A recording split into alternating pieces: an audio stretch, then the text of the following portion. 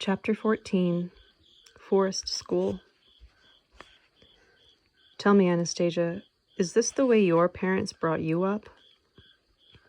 She responded after a brief pause, during which I gathered she was recollecting her childhood. I remember practically nothing of my papa or mama in the flesh.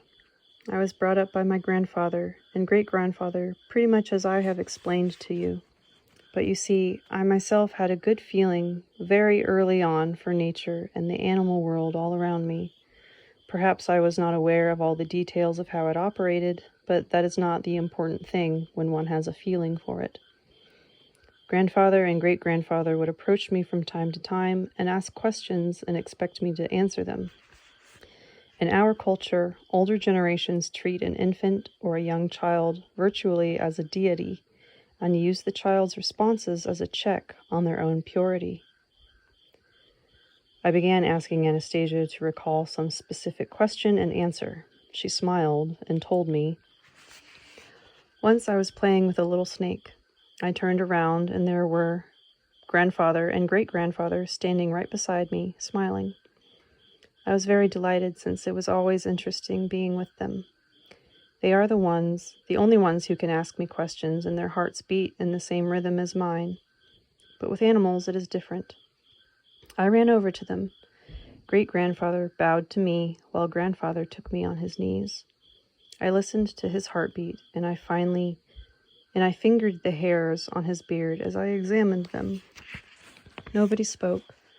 We were thinking together, and it was good that way. Then grandfather asked me, 'Tell me, Anastasia, why do you think my hair grows here and here,' pointing to the top of his head and his beard, 'and not here,' pointing to his nose and his forehead?' I touched his nose and forehead, but no reply was forthcoming. I could not give an unthinking answer. I had to understand it. The next time they came, grandfather again said, 'Well, I am still thinking why my hair grows here and not here,' and indicating his nose and forehead. Great-grandfather looked at me seriously and attentively, and then I thought, perhaps it really is a serious question with him, and I asked, 'Grandfather, what is it? Do you really want your hair to grow everywhere, even on your nose and your forehead?' Great-grandfather began pondering the question, while grandfather replied, 'No, not really.' 'Then that is why your hair does not grow there, because you do not want it to.' He reflected on that, stroking his beard, and mused, as though he were putting the question to himself. 'And if it grows here, that means it's because I want it to?' I confirmed his thought. 'Of course, grandfather, not only you, but I, and the one who thought you up.' At this point, great-grandfather looked at me rather excitedly and asked, 'And who was it that thought him up?' 'The one who thought everything up,' I replied. 'But where is he? Show me,' great-grandfather asked, bowing to me. I could not give him an answer right away, but the question stayed with me, and I started thinking about it often. 'And did you eventually give him an answer?' I asked Anastasia.